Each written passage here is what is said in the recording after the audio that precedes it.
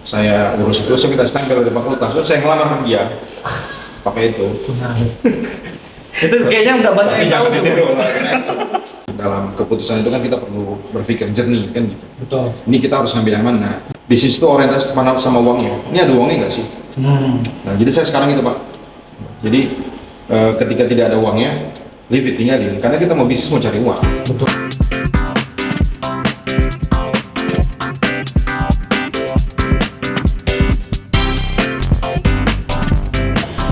Halo warga Ikastel, ketemu lagi di episode Ikas Talks ya. Jadi seperti biasa kita bakal undang salah satu alumni, abang-abang kita untuk sharing di Ikas Talks ini untuk berbagi tips bisnis, tips kesehatan, pokoknya semua yang bisa dibagiin lah. Kembali lagi dengan aku Rio Purba untuk memandu sebagai host di episode kali ini. Dan tamu kita spesial karena di sini ada Abang Abdul Razak. Gimana kabarnya Bang? Baik ya, sehat ya. Jadi di video ini kita bakal bicarain Bang, khususnya nanti Abang bakal sharing tentang bagaimana kawan-kawan Ikastel itu kalau mau bangun bisnis sampai nanti bisnisnya itu bisa dapat dibusikan kayak Bang Razak nanti ada ke hotel, ada ke swalayan dan lain-lain. Nah itu nanti yang mungkin aku bakal bertanya Bang satu kali Bang. Siap. Oke, jadi mungkin pertama sebelum kita gali lebih dalam, mungkin kita bisa kenalan lebih dalam lagi, kenal lebih dekat lagi dengan Bang Razak. Mungkin Abang bisa kenalkan diri, terus juga kegiatan sekarang Bang, sama dulu alumninya tahun berapa, kelas berapa, mungkin gitu. Silakan Bang. Oke, baik. Terima kasih. Assalamualaikum warahmatullahi wabarakatuh. Ada teman-teman, abang, kakak, adik-adik ya. Iya. Semua. Jadi kita relax saja lah ya. Boleh Bang, boleh. Kita berangkat dari SMK Telkom. Boleh Bang. Perkenalan ya. Karena sejarah saya ini mungkin bermanfaat buat adik-adik SMK. Dan banyak orang nggak tahu. Nggak tahu Bang. Dan banyak orang nggak tahu gimana perjuangan saya masuk SMK sini. Itu boleh Bang. Mungkin sebelum masuk dulu ya, gimana perjuangan Bang? Kan banyak orang nggak tahu kan? Betul. Karena memang aktualnya nggak pernah jarang banget dipublish. Betul. Karena nanti semua rangkaian perjalanan kehidupan itu kan salah satu partnya itu kan adalah SMK Telkom ini. Oke. Salah satu partnya. Oke, jadi baik. Jadi tadi nama saya Abdul Razak. Jadi kita tuh berangkat dari keluarga yang susah. Oke Mas. Bapak saya itu penjual martabak di pinggir jalan di Jalan Setosa Baru. Oh, di Medan ya Bang? Di Medan, Setosa Baru. Kemudian dari SMP itu saya sudah bantuin orang tua. Bantu. Oke. Jadi bayangin lah ya kan, anak susah, bapaknya nyuruh pengen masuk SMK Telkom, mana itu? Waduh. Yang waktu itu Bang sekarang mungkin dibanding yang lain mungkin agak lebih Jauh. Oke. Jadi dan saya saat itu sudah lulus di SMK Negeri 1 ya. Medan. Oke. Tapi saya pilih SMK Telkom karena memang pilihan orang tua dan apa namanya, saya bilang orang tua, udahlah kita nih nggak punya uang gitu, ngapain sekolah, mau sekolah dulu sampai gimana? Saya ngomong sama bapak saya. Terus bapak saya bilang, nggak bisa, kamu harus sekolah di sini. Wow. Pokoknya kamu harus berjuang. Kamu harus berjuang, kamu harus sekolah sini. Sebenarnya kita nggak punya uang. Nggak apa-apa, biar aku cari uang.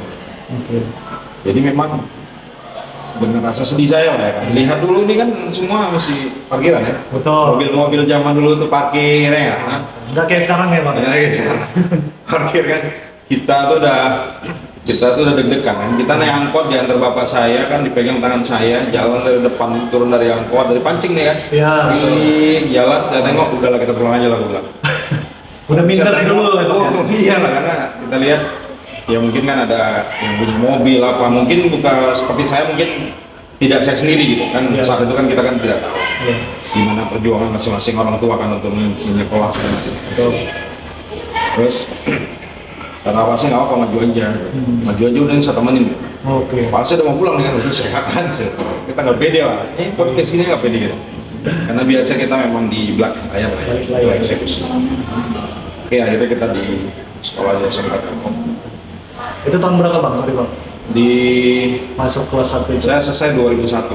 2001 berarti. Berarti berapa? 98. 98 Bang. 98 masuk. Udah tua juga ya. Oke. Nah jadi 98 itu kita masuk.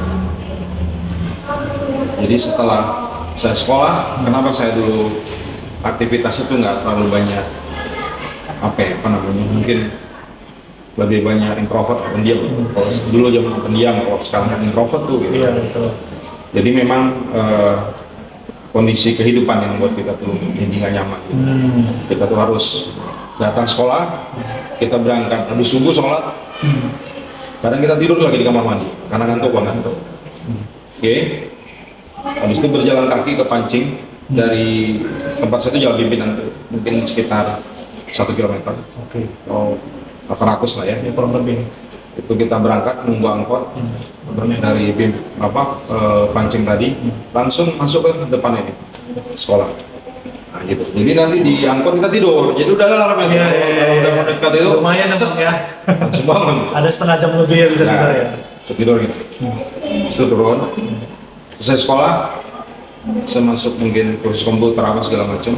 Oh, oke. Selesai itu saya jualan. Saya bantuin orang tua saya. Jadi saya tuh sampai ya kurang lebih jam 10 jam 11 malam gitu kan. Saya harus jualan bantuin orang tua gitu kan. Dan 3 tahun berlalu. Gitu. Bahkan saya dulu punya teman dekat tuh. Nanti kalau didengar kan, Nisa Ginting di Bandung. Wah. Halo Bang Isa. Ya. Jadi perjuangan juga Bang ya.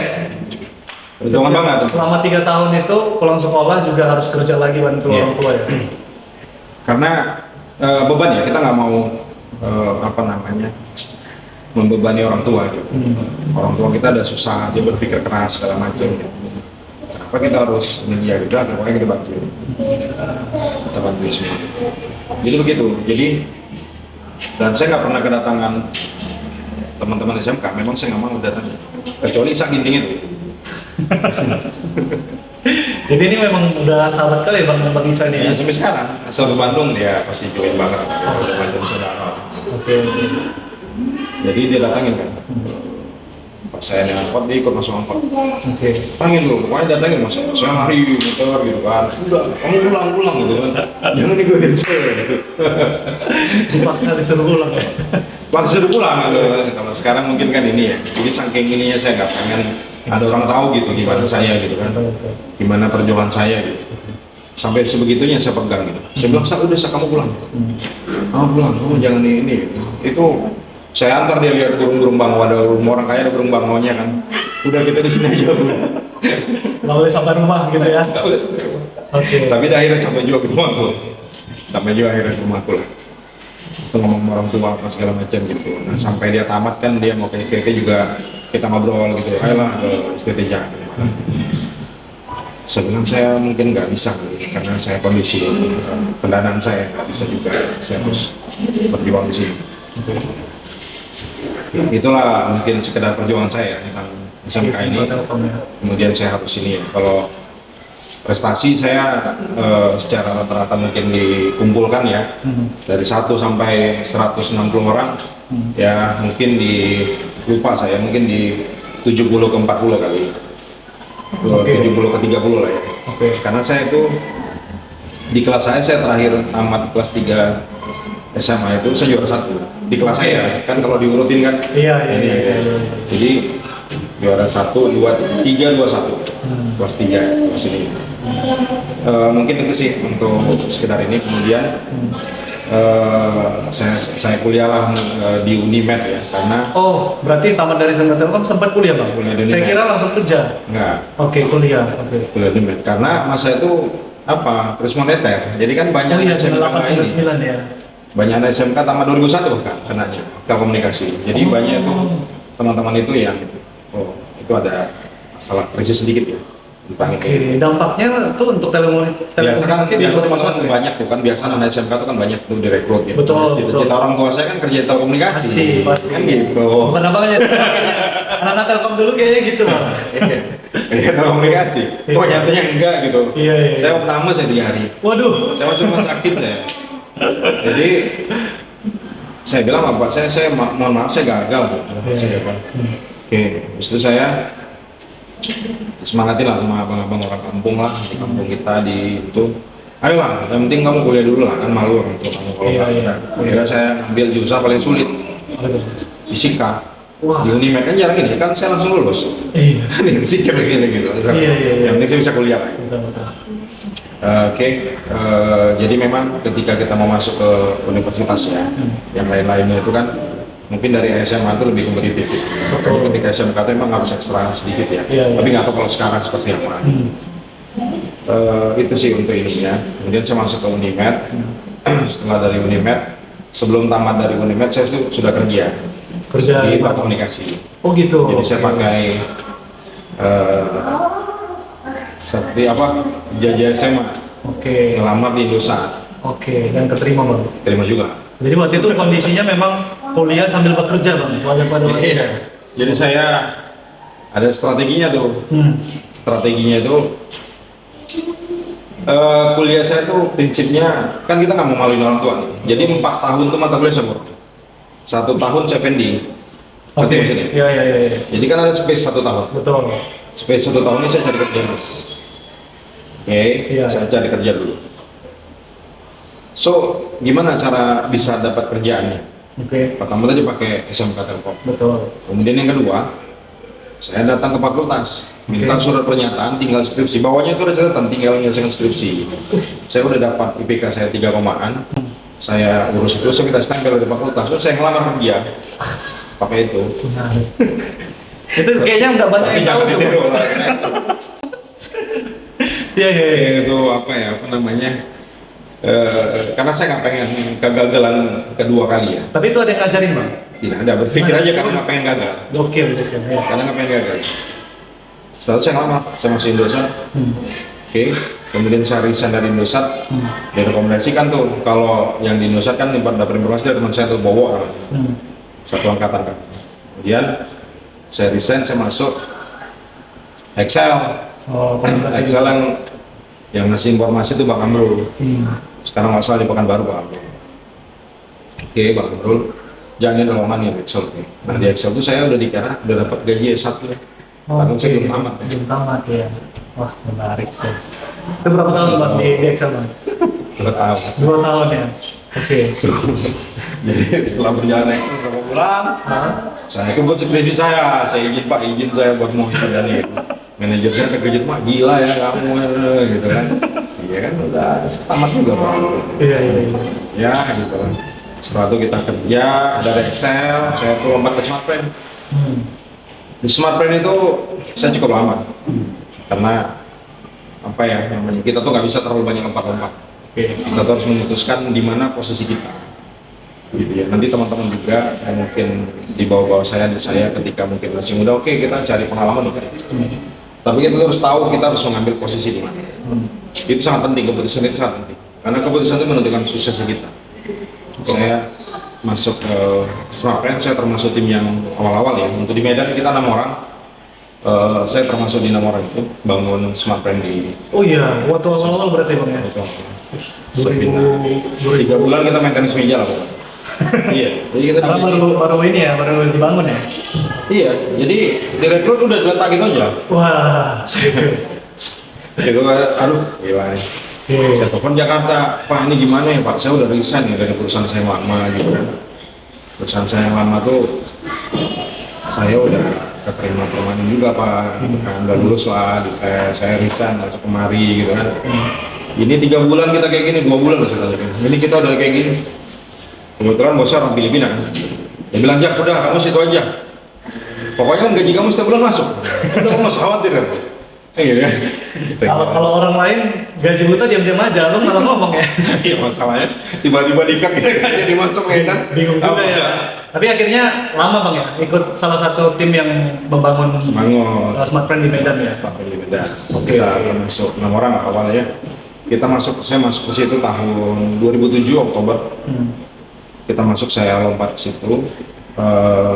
Dari engineer ya, saya resign, saya baru resign tahun 2022. Saya resign di posisi senior manager. Saya di optimasi. Berarti Ya. lebih dari 10 tahun di SmartPrint. Wih, gokil ya. Jadi apa namanya, posisi terakhir itu di senior manager, kita ngurus optimasi di Sumbagut. Oke. Seperti itu. Wih, luar biasa.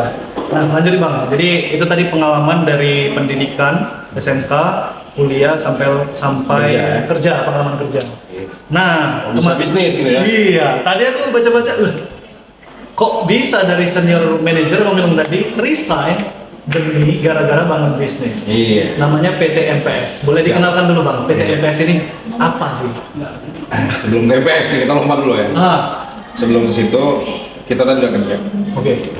Pada tahun 2010. Nah, ini mulai dari 2010 di bisnis tadi ini, kita start dulu. Jadi, teman saya bilang gini, Jak, seandainya kamu punya perusahaan, saat itu performance saya di kantor masih bagus. Masih bagus banget ya, lagi kita supervisor. Lagi ininya bagus. Seandainya kamu punya perusahaan, kamu bisa mikir apa yang bisa kamu lakukan. Kalau kinerja kamu itu seperti ini gitu. Saya bilang, pasti kamu akan bagus banget, pasti kamu akan maju. Oh, oke. Itu nasihat apa? Teman saya bilang di bagian sitaknya. Kemudian teman saya ada teman kerja partner.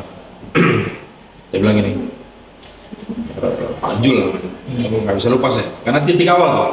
Oke. 2010 itu sebagai titik awal. Saya bilang titik balik kan. Titik balik saya gitu. Sebenarnya saya kan udah DNA bisnis gitu. Betul. Kan bapak saya nyuruh kerja. Ya, dari awal ya. Oke, pengusaha. Gitu. Gitu kan. Bapak saya nyuruh kerja gitu. Nah, 2010 tuh Pak Jul tuh bilang ini, ya saya ikut seminar bisnis. Cara gila jadi pengusaha. Cara gila jadi pengusaha. Ayo lah ikut sekali. Saya bilang enggak Pak. Saya ini udah sibuk banget Pak, bisnis makan. Serius. Dan itu saya tolak. Dia ajak saya sampai 3 kali. Nah, ketiga kalinya itu materinya gini.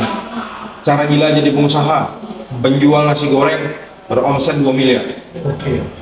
Terpukul saya kan. Mak bapak saya bertahun-tahun di pinggir jalan. Nggak bisa Kita dapat nggak gitu. bisa kayak gitu. Iya, betul. Ini kok bisa? Menarik. Langsung saya putuskan saya ikut. Ya, saya bayarin kamu. Kata teman saya tadi tuh, anak teman makan, teman ngopi ya kan.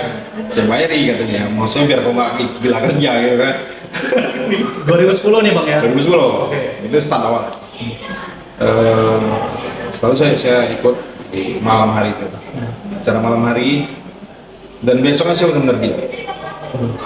Benar-benar cara gila tuh saya jadi gila. Dan saya putuskan saya harus jadi pengusaha. Oke. Saya putuskan saya harus jadi pengusaha. Itu baru sekali ikut itu Bang. Sekali kok. Gimana kalau udah 5 kali Bang? Dan itu akhirnya saya sering ikut. Oke, oke. Oke. Nah, kenapa sih dia jelasin gimana? Jadi dia jelasin suksesnya dia apa segala macam gitu. Kita teringat gitu gimana orang tua kita berjuang. Apa keningnya itu kan berkerut. Betul. Ya. Betul. Keningnya itu berkerut memikirkan kita gitu. Jadi saya bilang saya harus balik. Ini nggak bisa. Oke. Saya harus balik nih. Setelah saya langsung ingat saya, Oke. bapak saya. Oke, nah itu kita start. Oke, setelah itu saya karena basic saya tadi martabak, saya ngembangkan outlet gerobak-gerobak kecil martabak. Saya buat aja di konsep kemitraan ya. Saya konsep kemitraan. Jadi sampailah saya itu 18 cabang. 18 cabang, saya buat kemitraan tanpa modal, saya bilang. Mitra tanpa modal. Jadi saya ambil sama Pak Jul tadi itu yang ngajak saya, minta Bapak 10 juta.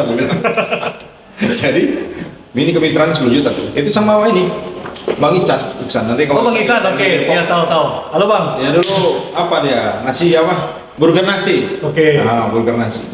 Kita tuh sering bareng gitu kan. Kemudian ada Bang Fadli, Siomay Pangeran. Oke.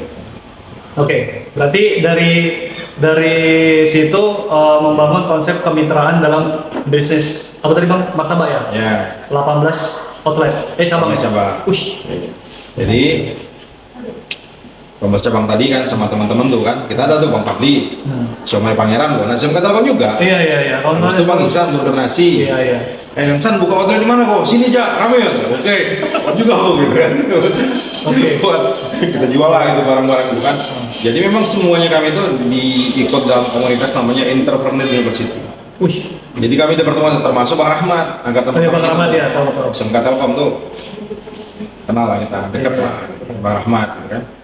Ketemu lah situ, ini banyak anak SMK Telkom nih, gitu kan. Akhirnya ini kan sharing-sharing segala macam gitu kan. Oke. Setelah itu saya namanya kita langsung jeblus ke bisnis gitu, kita dengan ilmu yang minim gitu. Ada masalah-masalah yang dihadapi. Betul, Apa pasti. masalah yang digerobakkan sih? Masalahnya adalah SDM. Orang tuh nggak pede jualan di pinggir jalan. Nggak pede kan orang Betul, jualan di pinggir betul. jalan segala macam, dia resign keluar masuk, keluar masuk, Iya. keluar masuk gitu. Nah itu kita yang manajemen susah banget dan susah tumbuh dan banyak fraud saat itu. Oke. Akhirnya kita tuh bangkrut istilahnya. Saya tutup semua, nggak ada yang profit. Sampai saya tuh outlet saya yang profit itu saya harus dikeluarin. Oke. Jadi banyak banget, ada 2-3 titik saya yang profit, tapi harus Untuk dikeluarin. menutupi yang semua yang rugi ya. Saya disuruh keluar dari yang punya tempat, Oke. termasuk ada di food court gitu. Saya nggak enak, saya nggak bisa sebutkan food courtnya. Kemudian ada orang juga. Seperti itu. Nah di ini apa namanya? Intinya ditutup bangkrut semua Bang ya. Itu bangkrut. Itu dia selesai semua, habis lah. Oke. Capek segala macam, bila 3 tahun. Oke. So baginya gimana? Nah baginya itu konsep kan kita harus terus berjalan. Konsep kita terus berjalan. Kan gitu. Nah jadi saya iseng-iseng buat, saya mikirin ada kafe gitu. Kafe segala macam gitu kan, dengan perjalanan singkat ya, mungkin panjang banget kalau saya jelasin ya. Nah waktunya 1 jam ya. Nggak sampai Bang. Nggak sampai. 1 jam. 1 jamnya saya tersingkat. Jadi dengan waktu yang singkat tadi kita mau buka kafe. Akhirnya saya gabungkan lah semua konsepnya tadi, kafe itu menjadi kafe. Kafe itu berjalan. Namanya tuh namanya tuh Makyung ya. Makyung. Oh, ini awal mulai nama Makyung tadi. Termasuk di martabaknya martabak Makyung. Kenapa Makyung tadi? Karena bapak saya namanya Muhammad Hasan.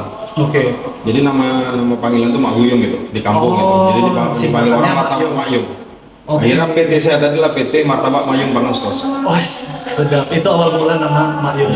Oke Bang, sebelum dilanjut nih. Nah, Siap. aku mau ngundang tamu yang kedua Bang. Nah, ini pasti Abang kayak merasa langsung flashback lah kayak seperti Iya, apa dulu. Mungkin Bapak ini juga nanti mau bertanya-tanya tentang bisnis, bagaimana Siap. membangun usaha ini, Abang dari awal nanti ya. Siap. Oke, jadi kita undang langsung Pak Yusuf. Silakan Pak, mari Pak. Wah, gimana Pak? Sehat ya? Alhamdulillah sehat. Ya, silakan Pak. Oke, Oke. mantap aja bang. Tapi dulu sempat jumpa kan Pak? Oh, Bapak iya. di Coba lah. Sempat. sempat jumpa ya? Ayo siapa yang kenalan? Luar biasa, luar biasa. Ini kayaknya Kalau ada yang nggak kenal Pak Yusuf, dah durhaka tuh. Itu juga ya. ini kayaknya jadi video paling banyak views nanti Pak. Oh, Jadi Bapak bisa jadi host nih ke depan. Oke, Bang, lanjut. Nanti Bapak kalau mau nanya langsung boleh, silakan langsung. Oh, gitu ya. Kita diskusi langsung relax saja Bang ya. Siap. Oke. Tadi Abang cerita awal bangun Makyung tadi. Nah, mungkin kelanjutannya gimana Bang? Kok bisa Makyung ini jadi PT MPS yang besar? Cerita awalnya itu gimana? Tadi ya kita berangkat tadi dari gerobakan. Jadi kenapa sih kita jadinya pengen bisnis tadi gitu? Jadi bisnis itu harus ada ruhnya, apa yang mau diperjuangkan. Betul. Kalau kita pengen cuman cari gaji, kita pengen cari uang gitu kan, mungkin di posisi saya saat terakhir itu ya maaf kata nih gitu, kita udah dapat puluhan juta gitu dari Oke. gaji gitu kan. Dari gaji. Kemudian apa sih yang membuat ini? Itu kita teringat itu gitu, apa namanya, nilai jual. Saya pengen berbuat banyak buat kehidupan. Saya pengen berbuat banyak. Nah itu yang akhirnya membuka pola pikir gitu kan. Jadi kita nggak mikirin diri kita. Banyak orang-orang susah sekitar kita yang harus kita support, kita bantu segala macam. Oke. Karena kalau saya cuma mikirin kehidupan saya sendiri, di posisi pekerjaan saya itu udah sangat cukup ya, berlebih lah. Untuk diri sendiri bahkan lebih gitu. Untuk keluarga itu udah aman banget, bantuin saudara-saudara dekat udah oke gitu. Tapi kenapa sih pengen itu gitu? Karena kekhawatiran ini banyak banget kayak orang perlu dibantu. Kemudian dengan kayak gini gitu kan, kondisi begini orang tua kita susah juga gitu kan. Nah akhirnya kita berjuang di situ Bang. Itu sebenarnya value pertama. Oke. Oke, kemudian masuk tadi kita ke kafe ya. Ke Ya. kafe, setelah di kafe kita bangkrut Bang tahun 2018. Artinya berapa tahun berjalan? 5 tahun. 5 tahun ya, Bang. 5 tahun berjalan, kita loss tuh kurang lebih sekitar 1,5 miliar Pak. Kan gitu, 1,5 M. Itu dari aset, kursi, bangku, apa segala macam kita hitung, kita nggak balik ini. Kemudian kita ada 4 outlet gitu kan. Tapi jangan di ini ya, apa namanya, jangan khawatir gitu. Untuk jadi bisnis itu bukan harus berapa kali kita nanti bangkrut gitu. Nah, jangan kayak gitu. Jalan aja dulu. Oke. Bangkrut dinikmati aja, diproses walaupun sakit. Jadi 2018 itu hal yang menyakitkan sekali buat saya. Sekaligus hari yang paling membahagiakan. Kenapa tuh Bang? Jadi 2018 itu yang kan kita buat tadi nama Martabak Mak-Yung and Cafe gitu. Martabak itu martabak mozzarella pertama di Medan. Kita buat itu viral banget, viral banget. Oke. Gitu. Saya harus menutupnya karena posisi kita bangkrut, kita udah nggak punya uang. Cash kita udah tertarik tuh 60 juta, 50 juta sebulan kita udah kasih gitu. Iya. Kita udah nggak punya, saya udah ngutang-ngutang sama orang gitu kan untuk mensupport di sini supaya sembuh gitu kan. Gimana sakitnya, saya diskusi sama teman-teman gitu kan. Akhirnya teman saya, jadi kita punya komunitas Bang, namanya TDA, Oh iya. komunitas Iya. bisnis. Nah, saya aktif di situ. Betul. Pernah juga sebagai ketua Medan. Dan ketua Sumut Aceh. Sumut Aceh. Itu kumpulan pengusaha lah, baik muda, pengusaha yang nggak punya, belum lagi mulai gitu kan, sampai jadi. Gitu. Oke. Jadi salah satu orang situ ngomong, Bang, ayo kita berangkat Jakarta gitu. Abang udah stres sekali gitu. Ayolah Pak, saya bilang, pengusaha rumah makan Padang. Oke. Saya berangkat ke Jakarta, ketemu dengan Pak Happy Trenggono. Oke. Dia pernah minus 64 miliar, dalam 4 tahun tuh punya aset 4 triliun. Saya ketemu dia Pak. Kemudian pas acara, setiap break saya ngomong, setiap break saya ngomong, di review sama dia satu. Ya habis itu dia Sorry bilang, Bang, sebelum lanjut Bang. Ini ketemunya di acara seminar Jakarta. atau ketemu langsung gitu? Ketemu langsung. Oke. Ada acara seminar ketemu langsung. Cuman kan itu kan full ya, sekitar 4 hari. Oh iya iya. Di acara kita break, saya Break, diskusi sama langsung dia. diskusi ya? Break, diskusi sama dia. Oke. Karena bapak tuh pernah bangkrut gitu kan. Saya belum apa-apa gitu. Jadi dari situ dikasih banyak catatan, kasih. Iya, dia tanya, Kin, kamu udah kayak gini? Oke, nanti kita lanjut. Oke, besok lagi belajar. Tanya lagi. Oke, apa lagi kamu lakukan? Tanya segala macam. Hari ketiga dia bilang, Bang Raja, abang pulang ke Medan. Bisnis abang tuh bang tutup sekarang. Karena abang tuh udah effortnya luar biasa. Abang tuh udah berjuangnya cukup luar biasa. Oke. Emang yang tadi Apa yang tadi? Martabak. Sedih banget kan? Ini nama bapak saya nih, saya bilang nggak bisa tutup ya. Gitu. akan ya. Betul. Betul. Tutup. Setelah kamu tutup, maka kamu akan tertawa dan bahagia. Wih. Oke, segitu Pak. Oke, terus kamu punya bisnis apa lagi? Nah, ini baru masuk tadi tuh. Nah. Saya punya dimsum Pak, cuma rumahan aja. Saya nggak perhatikan itu, saya bilang. Pertumbuhannya gimana? Dicek pertumbuhannya. Inilah Pak, saya mulai setahun ini ada pertumbuhan setiap bulan. Ya udah, top. Yang ini kamu tutup, yang ini kamu tumbuhkan. Pasti kamu akan bahagia. Jadi kamu akan senang banget gitu. Kenapa dia bilang gitu? Karena saya tuh udah stres banget. Senyum aja saya udah nggak bisa. Mengalami saja iya, bawa pasti. uangnya, apalagi ntar mau gaji orang, uang nggak ada. Betul. Harus cari utangan kemana lagi. Pulang, saya panggil manajer outlet. Saya bilang kita besok tutup. Geger semua. Rapat gitu. Hah? Tampan Pak. Geger semua. Habis itu saya betul Pak, saya ketawa-ketawa, saya macam orang gila saya di mobil. Pulang saya, maaf lah ya, saya bilang mampus lah saya bilang. Mampus lah semua tuh saya bilang, udah biarin saya bilang. Hancur-hancur sekali, saya ketawa-ketawa di mobil, beneran tuh Bapak, keren banget. Ketawa-ketawa saya di mobil, habis itu saya happy kan. Habis itu baru saya dikejar-kejar utang ya kan, tergaji utang apa gitu kan. Tapi saya udah bisa tertawa gitu Mas. Iya. Dan saya benar-benar tertawa lepas, benar-benar lepas tertawa, saya happy banget. Kenapa? Karena dalam ini ya, dalam keputusan itu kan kita perlu berpikir jernih kan gitu. Betul. Ini kita harus ngambil yang mana. Jadi bisnis itu kan bukan hanya sekedar gini ya, bisnis itu tidak perlu, rumusnya itu dia tidak orientasi terhadap produk. Bisnis itu orientasi sama uangnya. Ini ada uangnya nggak sih? Nah, jadi saya sekarang itu Pak. Jadi ketika tidak ada uangnya, leave it, tinggalin. Karena kita mau bisnis mau cari uang. Betul. Jadi bukan cari, aduh, itu kalau kayak gitu kita bangun yayasan kan, Oh iya. supaya orang kasihan bagaimana. Benar. Jadi nggak gitu. Jadi mindsetnya kita perbaikin dulu. Jadi Bisnis itu. orientasinya harus benar dulu. Jadi itu yang kita lakukan sehingga kita bertemu, kita masuk dari dimsum tadi, saya grow kan. Kemudian kita setelah grow kan, saya bingung nih mau apa lagi nih, saya bilang, terus saya telepon teman-teman, apa Jak main daging gitu. Saya main bawa daging ke Jakarta, main daging impor ya, supply ke hotel, Horeca, cafe gitu Pak. Oke. Buka perusahaan namanya PT MPS, jadi saya tetap pakai nama orang tua. MPS tuh Mak-Yung sama bapak saya tadi tuh. Pangan tuh karena saya jual bahan-bahan pangan. Sentosa karena martabaknya Sentosa baru Pak, jualan bapak saya. Iya. Gitu. Jadi itu punya nilai spiritual lah buat saya sebagai founder di PT tersebut gitu kan. Setelah itu kita banyak produk Pak, kurang lebih 1000 produk untuk item Horeca tadi, hotel, restoran, kafe kan mereka punya banyak macam-macam gitu. Nah setelah itu kita bangun brand baru. Oke. Kita bangun brand namanya Beneran. Beneran ya? Beneran. Oke, jadi semua produk yang abang produksi pakai brand Beneran tadi? Ya, produksi kita sekarang pakai brand Beneran. Oke. Nah sebelum ke sana bang, aku cut dulu nih bang. Mungkin banyak kawan-kawan Ikastel itu yang pengen tahu juga gimana awalnya tadi abang bangun dimsum, karena tadi usahanya rumahan kan. Ini jadi abang besarkan, ini gimana nih tipsnya mungkin dari abang? Oke, jadi kan kita mulai, jadi saya benar-benar berangkat tuh dari memang nggak ada ya. Kita mulai dari satu freezer, Oke. habis itu kita jual, satu freezer kita jual gitu. Door to door lah bisa kayak bang, ditawarin gitu ya? online, Online. online Pak.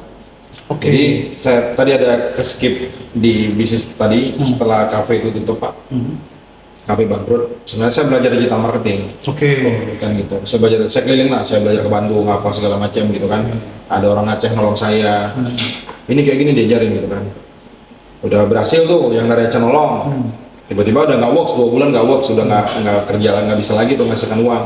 Saya ke Bandung juga nggak berhasil juga. Jadi ada temen tuh dia jualan madu tuh bisa 2 miliar sebulan gitu kan. Saya ketemu dia nih, bro, aku gagal terus nih. Caranya Main gimana? iklan nih, caranya gimana nih? Dan kita ketemu tuh kurang lebih 10-15 menit doang. Dan itu membuat saya tuh langsung terbang, utang semua lunas. Saya bilang nih kok enak kan jadi uang kayak gini kan gitu. Nah itu yang dikasih tahu itu apa bang?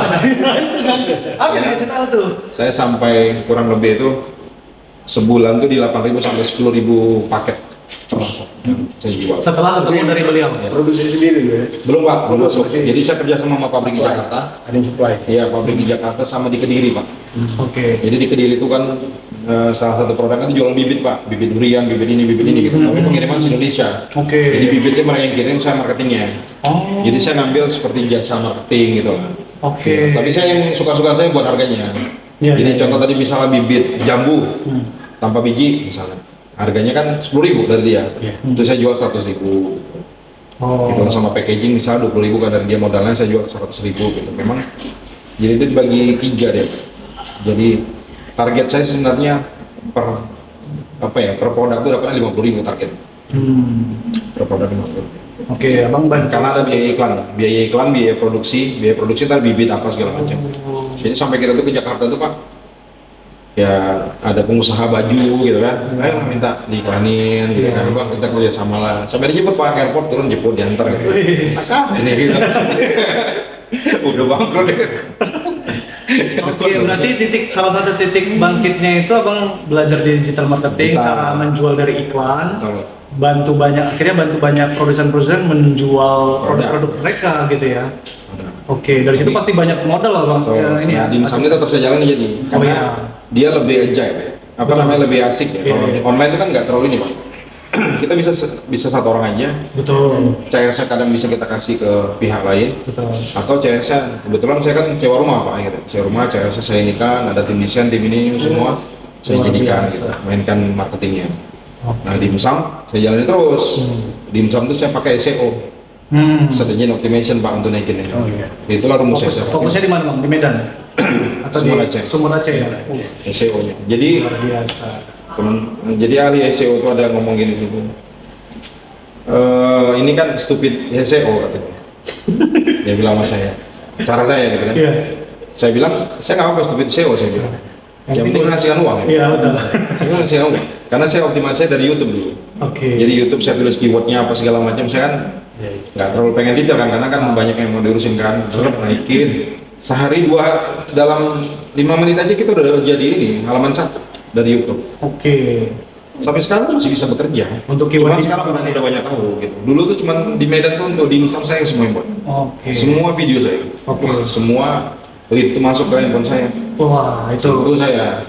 Berarti yang- Ces gitu loh. Yang bisa aku simpulkan di awal membangun bisnis dimsum tadi, berarti optimasi dari online digital, ya, termasuk abang karena baru awal-awal belum banyak kompetitor, berarti di situ semua lead, semua traffic itu masuk ke abang gitu ya. Jadi, nah mungkin buat kawan-kawan yang punya warga Ikastel yang punya bisnis juga, berarti mau nggak mau harus melek digital juga bang ya. Wah. Bahkan foundernya belajar langsung yang buat ini pak, yang jalankan langsung pak. Iya.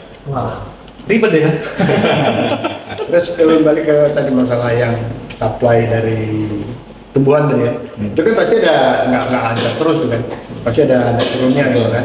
Ada yang mati mungkin Betul. kirim 1.000 mungkin mati berapa gitu. Betul. Itu pernah ngalamin juga ya. Pernah Pak? Jadi kita tuh pembeli 1.000 nggak pernah Pak. Saya tidak pernah dapat pembeli 1.000. Tapi yang terjual tuh ribuan bibitnya. Jadi pembelinya itu end user Pak. Pemakainya langsung. Karena kalau dia beli yang udah ribuan pasti dia pengen harga yang murah pasti Betul, macam. betul. Kita pengen jual harga mahal. Harga grosir kan. Harga grosir. Kita pengen harga Ya. spamnya bagus kan. Iya. Spamnya. Oke. Dapat profitnya oke kan. Kemudian jadi gini, sampai si tukang bibit karena banyaknya bibit laku Pak, dia kasih garansi. Bang, apabila terjadi kematian di perjalanan, mati ketika ditanam segala macam, lapor sama saya. Saya ganti 100% bibitnya kan. Oh, oke, saya bilang. Saya nggak ngeluarin uang Pak. Iya. Saya ini teman tukang bibit ya, itu rumusnya. Oke. Lama Bang, yang penting abang tetap beli sama saya, sama kita. Nah, saya mungkin Pak, bagi misalnya bibit durian deh, durian 50.000 gitu kan. Mungkin modalnya begini 20.000 kan gitu kan. Iya, iya. Dia profitnya 30.000 atau 20.000. Ah. Ya udah mantep kali ini ya. Kita beli satu dapat dua tuh ya. Iya. Memang bisa dikasih satu ya. Iya. Luar biasa, luar biasa. Gitu, Pak. Jadi itu ininya gitu. Sampai saya jual sport muslimah, saya jual celana dalam gamis, banyak produk. Dan kita tuh Pak, kalau anak-anak digital marketing ya, kita tuh nggak loyalitas sama produk. Kita tuh loyalitas sama produk yang sama profit sama uangnya. Jadi ketika bibit tadi memang sudah tidak works, nggak menghasilkan, kita leave, kita pindah ke yang lain. Iya, iya, iya. Jadi kerjaan kita mau cari uang, Iya. kerjaan kita cari uang. Nah, sedangkan di bisnis itu kan kita harus mikir kan bisnis yang paling bagus itu adalah bisnis yang subscribe, bisnis yang berlangganan. Betul. Jadi hal ini yang saya lakukan hari ini itu orang berlangganan, saya nggak perlu effort gitu. Oke. Kan kalau tadi kan saya hit and run, Betul. saya cari Artinya lead, setiap bulan tuh abang harus mencari gitu kan? iya, saya cari lead, saya jual, Selesai. saya cari lead. Iya, yang lain. betul, betul. Habis itu saya rilis produk baru yang orang mau beli. Habis itu saya rilis. Jadi saya buka brand, buka ini segala macam juga gitu, sama sih. Mau metode kerja kurang lebih begitu. Oke. Nah hari ini metode kerjanya lebih berbeda. Hari ini adalah lebih memaintain karyawan. Jadi CRM-nya jalan. CRM, customer relation management kan jalan. Oke. Jadi kita harus servis orang, gimana ini, bro gimana mau belanja nih, gitu. Jadi tim itu memang di kantor kita ada tracking ya. Misalnya satu customer ini kok ini belanjanya baru sekian nih. Gitu. Coba dikejar lagi tuh kenapa gitu. Kadang kan kompetitor juga masuk, jadi kita harus. Wah, luar biasa. Jadi kuncinya tadi kebangkitan itu di digital marketing tadi. Iya. Berarti memang ini yang harus dipelajari ya Pelajari. buat semua anak-anak muda yang memang mau berbisnis ya. Karena memang udah pangsanya begitu kan kondisi Betul. sekarang ini apapun yang bisa di online kan semua jualan ya. Betul, betul. Jadi kan Pak, digital marketing ini kan salah satu cara ya Pak, Ya. untuk jualan kan. Jadi misalnya kita punya produk, jadi mau kita iklankan, itu kan ada rumus-rumusnya tuh Pak. Kontennya kayak mana, harus naiknya apa? Kenapa sih orang harus beli produk kita? Gitu-gitu. Betul, betul. Nah baru ketika kita masukkan ke digital, itu dia Potensi naik pembelinya potensi. banyak ya. Oke. Tapi pastikan ke depan kalau mau buka bisnis itu ya memang subscribe tadi. Kita mau mainnya di digital, tapi pasti semua orang sekarang mainnya digital. Pasti. Walaupun dia punya kafe, dia pasti masarannya secara online juga. Oke. Baik endorse, iklan apa segala macam. Oke.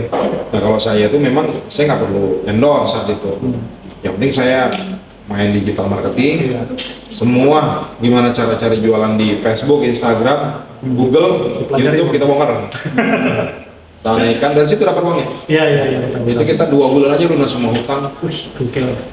sampai bisa nyimpan juga lah gitu. Nggak enak saya ngomong sini kan. Nanti jadi balik layar bang. Bukan nanti dia nggak jadi apapun. Oke, tapi itu menarik bang. Abang sebut kata subscribe itu memang semua kayak aplikasi di sana aja udah subscribe bang. Jadi bukan sekali beli, udah selesai. Gitu. Jadi bayarnya bulanan gitu. Betul.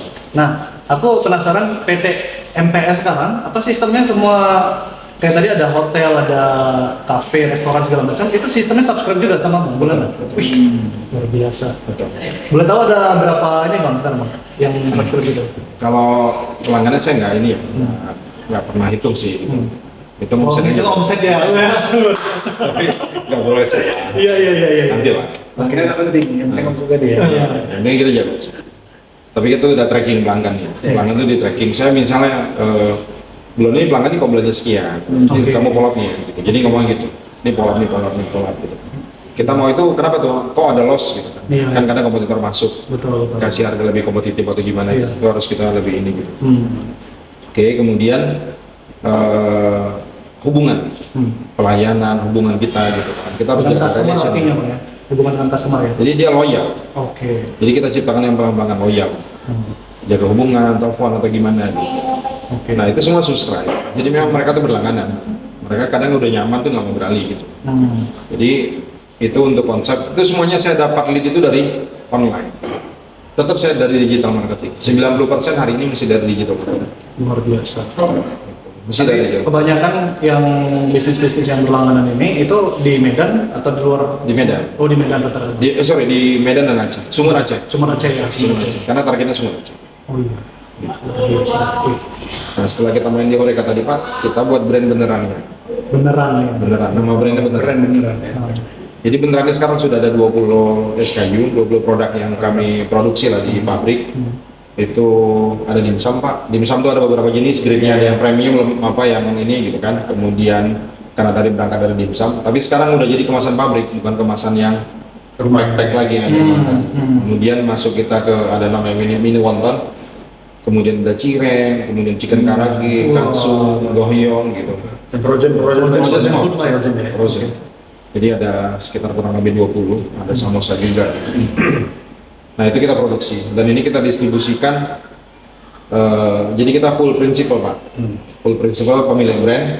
Jadi kita support distributor untuk jalanin. Jadi kita distributor dibagi berapa persennya ke distributor tuh jalanin semua toko.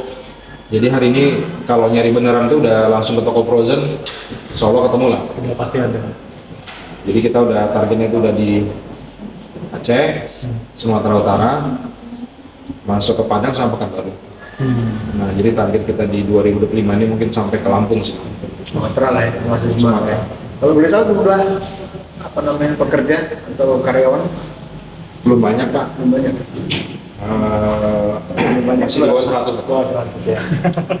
Masih di bawah 100 ya. Jadi kan setiap apa itu ada ahli-ahlinya ya, Betul. spesialisnya. Betul. Kita ada tim banyak ya. Ada HR, ada GA, kemudian ada manajer, Produksi juga dimana ada apa produksi, kepala produksi, ada apa namanya digital ya, tim digitalnya, kemudian ada sales gitu. Ya, kita juga naikin brand kan, ngurusin branding juga. Betul. Kemudian tim di lapangan, tim di Pekanbaru, di Aceh, di Medan, ada SPG, ada ya, macam-macam. Kalau ada yang pengen gabung atau menjadi distributor, itu langsung ke Naraja atau ada tim lain yang menahan? Biasa kita di distributor kan antar perusahaan Pak. Jadi PT dia sama PT kita kan Harus berbadan Hukum. usaha hukum Iya. gitu.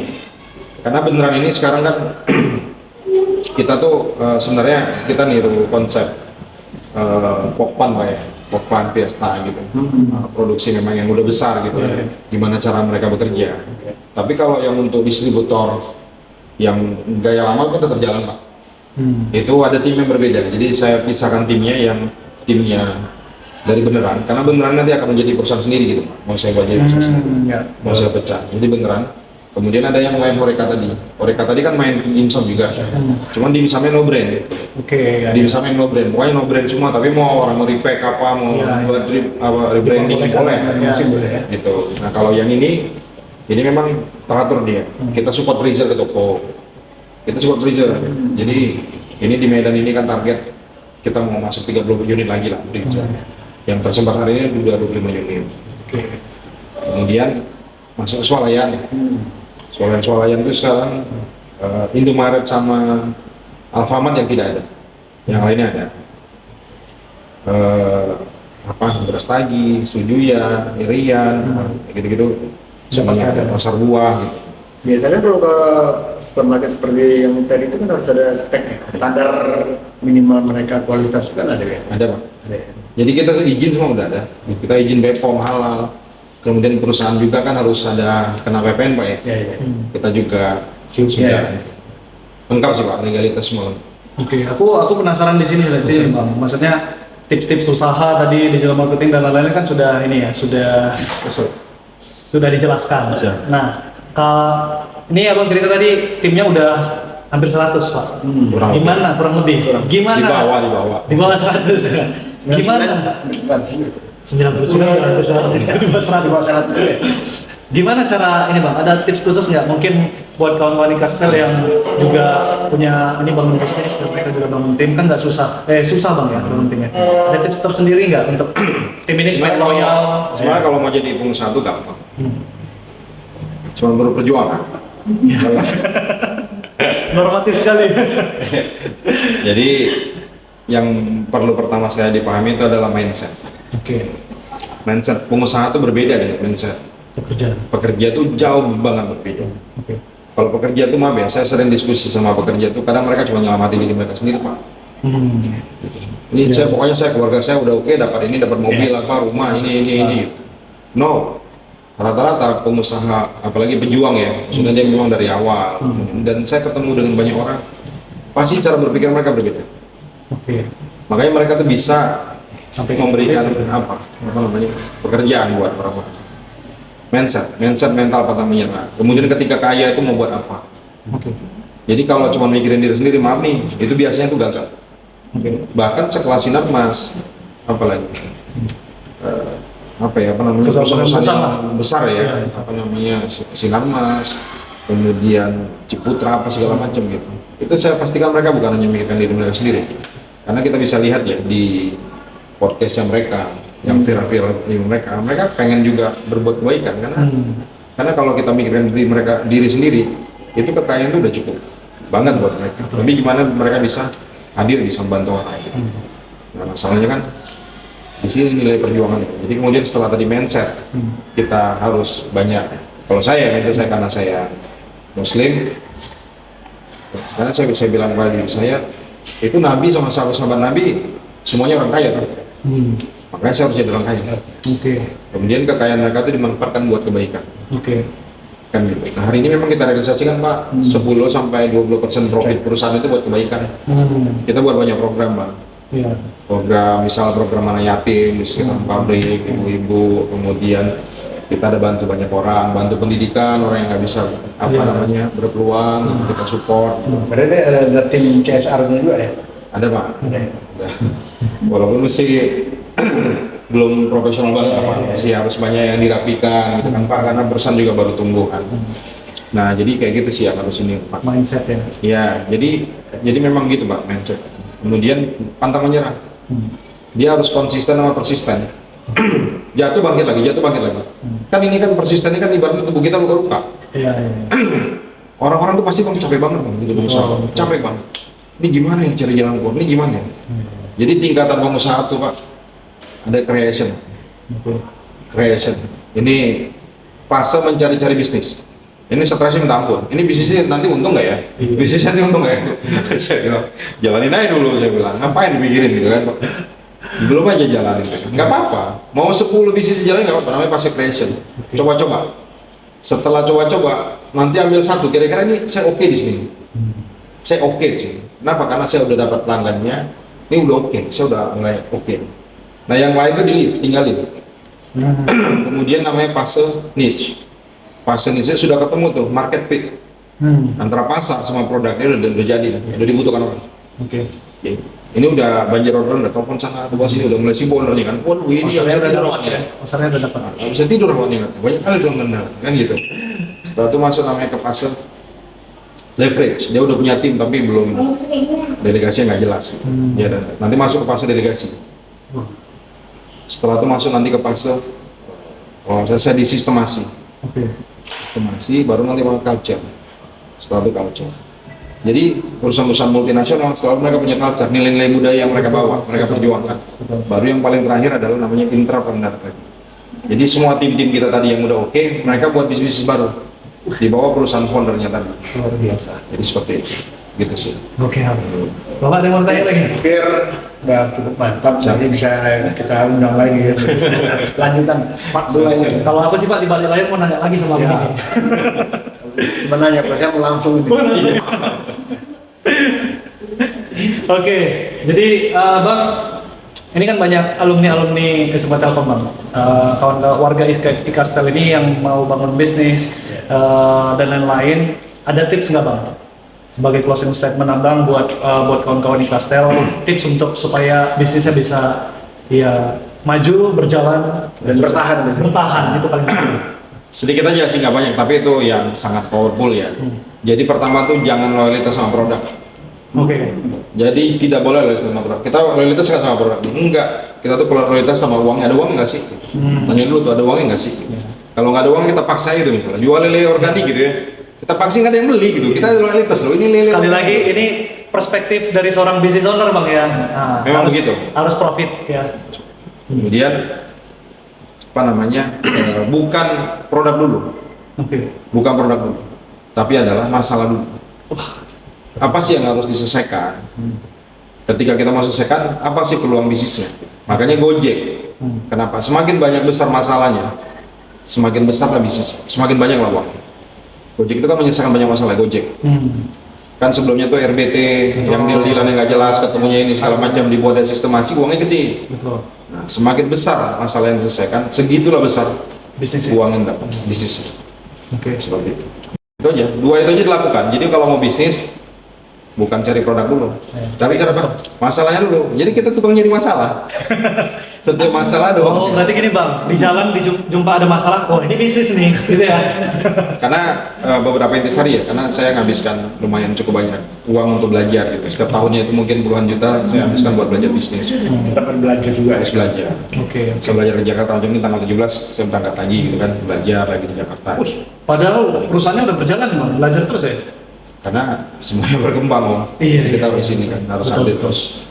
Luar biasa. Yang paling penting itu. Luar biasa. Terima kasih banyak Bang Rojak untuk sharingnya, berbagi, semoga bermanfaat untuk kawan-kawan di Kastel. Terima kasih juga Pak Yusuf sudah menemani di Siap. sini. Kalau kalian ada yang belum jelas, mungkin bisa tinggalkan di kolom komentar pertanyaan apa, mungkin biar kita kirim ke Bang Rojak untuk dijawab. Buat kawan-kawan jangan lupa bantu support channel Ikas Talk ini. Silakan like, kemudian tinggalkan komentar dan share juga ke story kalian ke kawan-kawan yang lain ya supaya Ikas Talks ini bisa terus berjalan dan bisa mengundang alumni-alumni yang mudah-mudahan bisa juga memberikan manfaat kepada kita semua. Jadi sekali lagi terima kasih Bang Rojak, bisa kita undang untuk episode berikutnya. Terima kasih. Terima kasih buat semuanya kawan-kawan.